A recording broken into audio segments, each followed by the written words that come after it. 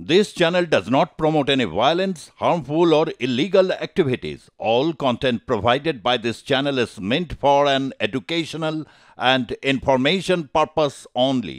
আমি আপনাদের সতর্ক করে দিচ্ছি,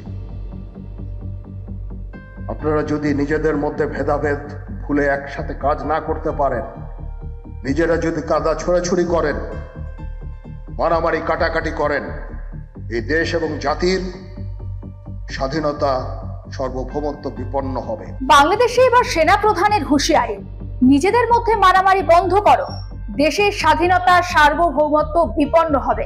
মোহাম্মদ ইউনূসকে আর ঠিক কি সতর্কবার্তা দিলেন বাংলাদেশের সেনা প্রধান? বাংলাদেশের জাতীয় শহীদ সেনা দিবসে আয়োজিত অনুষ্ঠানে কড়া বার্তা দিলেন সেনাপ্রধান ওয়াকারুজ্জামান। দেশবাসীর পাশাপাশি নাম না করে মোহাম্মদ ইউনূস এবং দেশের নেতাদের হুঁশিয়ারি দিয়েছেন তিনি জানিয়েছেন, আমি আপনাদের সতর্ক করে দিচ্ছি, না হয় পরে বলবেন যে আমি আপনাদের সতর্ক করিনি। আপনারা যদি নিজেদের মধ্যে ভেদাভেদ ভুলে একসঙ্গে কাজ করতে না পারেন, তাহলে তো দেশ বিপন্ন হবে।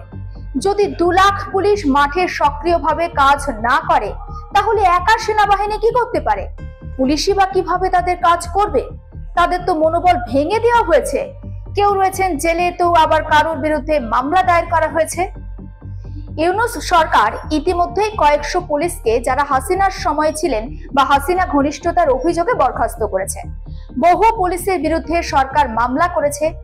সেনাপ্রধান প্রকাশ্য সভায় সেই সমস্ত পদক্ষেপে নিন্দা করেছেন। হাসিনা জমানায় গুমের অভিযোগ নিয়ে সরব হয়েছেন ইউনূস সরকার। গুম করা ব্যক্তিদের যে সমস্ত জায়গায় আটকে রাখা হতো, তেমন কিছু জায়গার ভিডিও সম্প্রতি প্রকাশ করা হয়েছে।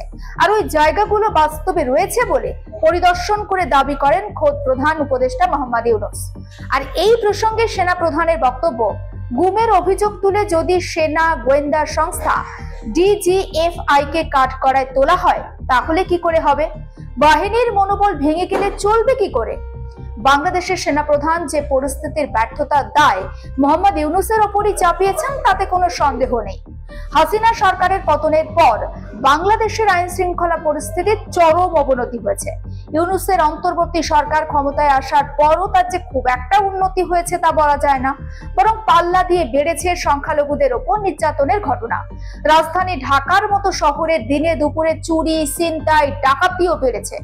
আইন শৃঙ্খলার বেহাল পরিস্থিতির জন্য সেনার দিকেই আঙুল উঠেছে। আর তা নিয়ে এবার মুখ খুললেন বাংলাদেশের সেনাপ্রধান। তিনি বলেন, আমরা সুখে শান্তিতে থাকতে চাই, সে উদ্দেশ্যে সেনাবাহিনী কাজ করে যাচ্ছে। সোমবার কক্সবাজারে বিমান বাহিনীর ঘাঁটিতে হামলা হয়। আরো কিছু জায়গায় একই অভিজ্ঞতার মুখোমুখি হতে হয় সেনাকে। ওয়াকারুজ্জামান আরো বলেন, সেনাবাহিনীকে আক্রমণ করবেন না। আমাদের প্রতি, সেনা প্রধানের প্রতি কারো বিদ্বেষের কোনো কারণ নেই। আমাদের সাহায্য করুন, আক্রমণ নয়। প্রয়োজন হলে আমাদের পরামর্শ দিন। ওয়াকারুজ্জামান আরো বলেন, চলুন আমরা নিজেরা মারামারি না করে এক হয়ে থাকি। কোনো বিভেদ থাকলে আলোচনার মাধ্যমে তা ঠিক করব। কেউ অপরাধ করলে বিন্দু মাত্র ছাড় নেই। দেশে একটা শৃঙ্খলাবদ্ধ বাহিনী প্রয়োজন। আইন শৃঙ্খলা খারাপের সুযোগ নিচ্ছে দেশের বেশ কিছু অপরাধীরা, ফলে দেশের পরিস্থিতি আরো খারাপ হচ্ছে। গত 7 মাসে শেখ হাসিনা পরবর্তী বাংলাদেশে অনেক মারামারি কাটাকাটি হয়েছে। আর নয়, পুলিশ, বিজিবি, DGFI, NSI এগুলো দেশের জন্য অতীতে অত্যন্ত গুরুত্বপূর্ণ কাজ করেছে। দেশকে যে এত বছর স্থিতিশীল রাখা হয়েছে, এটার কারণ হচ্ছে সশস্ত্র বাহিনীর সদস্য ও সিভিলিয়ানরা মিলে অর্গানাইজেশন গুলোকে অ্যাক্টিভ রেখেছে। আপনারা যদি মনে করেন এইসব অর্গানাইজেশন গুলোকে অসম্মান করে শান্তিতে থাকবেন, আইন শৃঙ্খলা পরিস্থিতি স্বাভাবিকভাবে বিরাজ করবে, তাহলে তা কখনো সম্ভব নয়।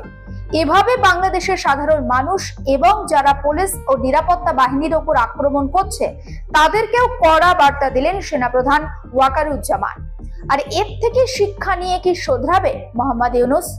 ভারত বিরোধিতা ভুলে কি দেশের শান্তি ফেরাতে উদ্যোগী হবে ইউনূস সরকার? সেনাপ্রধানের কড়া বার্তায় কি আদেও শোধরাবে বাংলাদেশের পরিস্থিতি? সেটাই এখন সব থেকে বড় প্রশ্ন। বাংলাদেশের সব খবর জানাবো আপনাদের, অবশ্যই নজর রাখবেন আর প্লাস নিউজ ডিজিটালে।